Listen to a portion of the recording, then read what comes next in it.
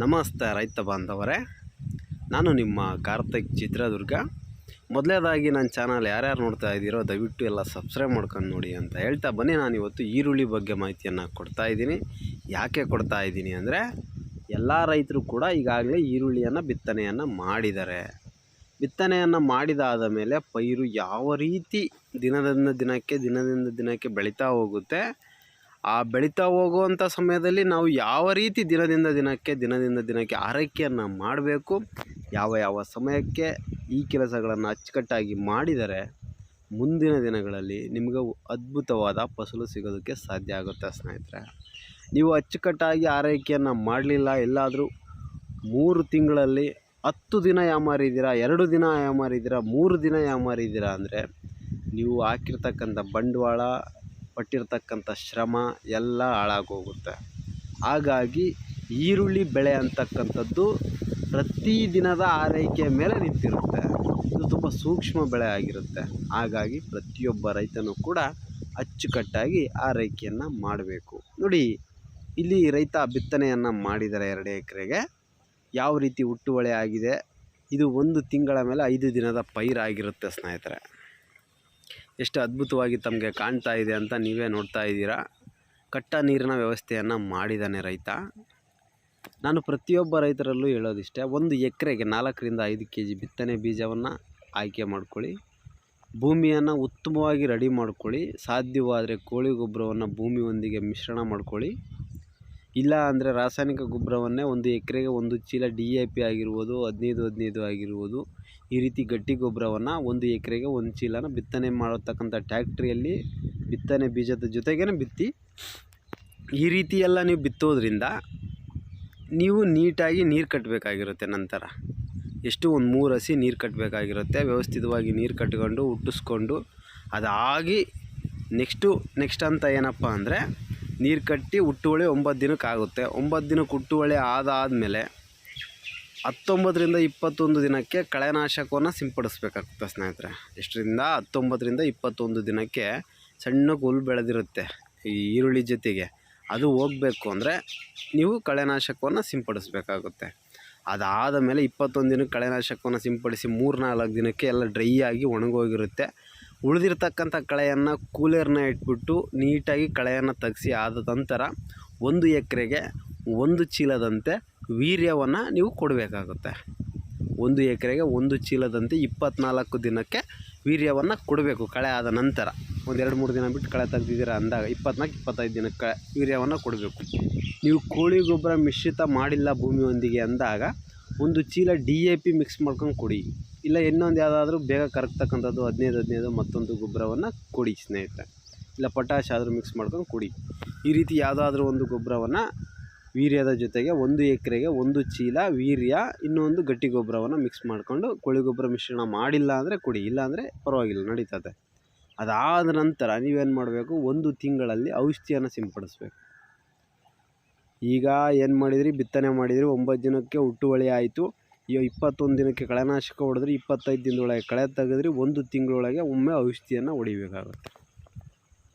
ಇದಾದ ಮೇಲೆ 1 ತಿಂಗಳದ 10 ದಿನದೊಳಗೆ, 1 ತಿಂಗಳಾಗಿ 10 ದಿನ ಆಯಿತು, 25 ದಿನ ಕಳೆ ಆದಮೇಲೆ ಗೊಬ್ಬರ ಹಾಕಿರ್ತೀರ, ಅಲ್ಲಿಗೆ ಒಂದು 12 ರಿಂದ 15 ದಿನ ಆಗಿರುತ್ತೆ. 1 ತಿಂಗಳ 10 ದಿನ ಆದಮೇಲೆ ನೀವೇನು ಮಾಡಬೇಕು, ಇನ್ನೊಮ್ಮೆ ಗೊಬ್ಬರವನ್ನು ಕೊಡಬೇಕು. 1 ಎಕರೆಗೆ 2 ಚೀಲ ಈ ಗಟ್ಟಿ ಗೊಬ್ಬರ DAP 15 ಇನ್ನೊಂದು ಪೊಟ್ಯಾಶು ಮುಂತಾದ ಯಾವುದೇ ರೀತಿಯ ಉತ್ತಮ ಈರುಳ್ಳಿ ಚೆನ್ನಾಗಿ ಬರ್ತಕ್ಕಂಥ ಗೊಬ್ಬರವನ್ನು ನೀವು 1 ಎಕರೆಗೆ 2 ಚೀಲವನ್ನು ಕೊಡಬೇಕು.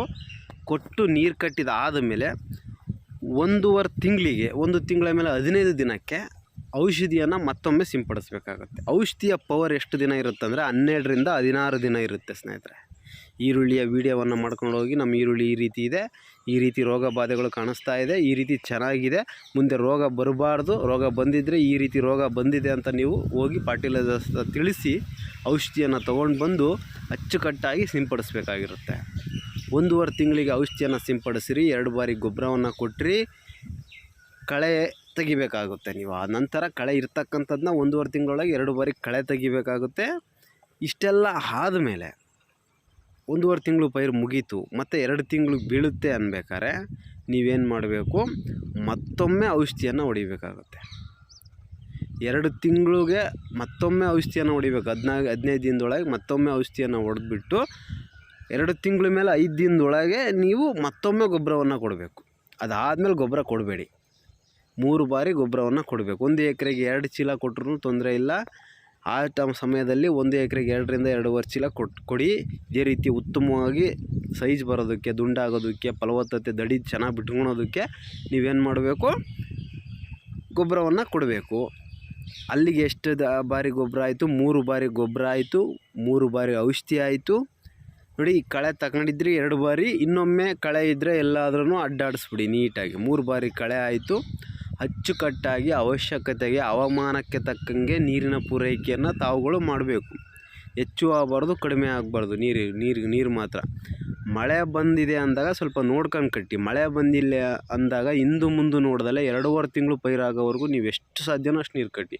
ಆಮೇಲೆ ಗೆಡ್ಡೆ ಆಗೋ ಟೈಮಲ್ಲಿ ಅಚ್ಚುಕಟ್ಟಾಗಿ ಹತ್ಲಾಗ 1 ವಾರ ತುಂಬ ಚೆನ್ನಾಗಿ ನೀರು ಕಟ್ಟಬೇಕು.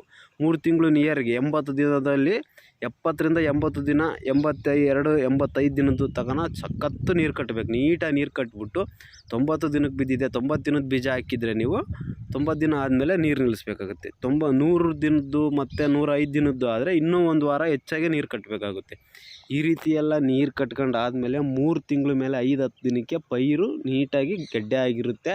ದಡಿ ಬೀಳೋದಕ್ಕೆ ಸ್ಟಾರ್ಟ್ ದಡಿ ಎಲ್ಲ ಬಿದ್ದಿದೆ ಅಂದಮೇಲೆ ನೀಟಾಗಿ ನೀವೇನು ಮಾಡಬೇಕು, ಗೆಡ್ಡೆಯನ್ನು ಕೀಳಬೇಕು. ಕಿತ್ತು ಏನು ಮಾಡಬೇಕು, 4-5 ದಿನ ಬಿಸಿಲಿದ್ರೆ, ಒರ್ಪಿದ್ರೆ ಡ್ರೈ ಮಾಡಿಕೊಂಡು ನೀವೇನು ಮಾಡಬೇಕು, ಏರ್ಕೊಂಡು ಕೊಯ್ಯಿಸಿ ಚೀಲಕ್ಕೆ ಹಾಕಿ, ಚೀಲದಲ್ಲಿ 1 ವಾರದಿಂದ 10 ದಿನ ಡ್ರೈ ಮಾಡಿ, ಅಲ್ಲಿ ಚೆನ್ನಾಗಿ ಫಿನಿಶಿಂಗು, ಕಲರು, ದುಂಡು ಎಲ್ಲ ಆಗಿರುತ್ತೆ.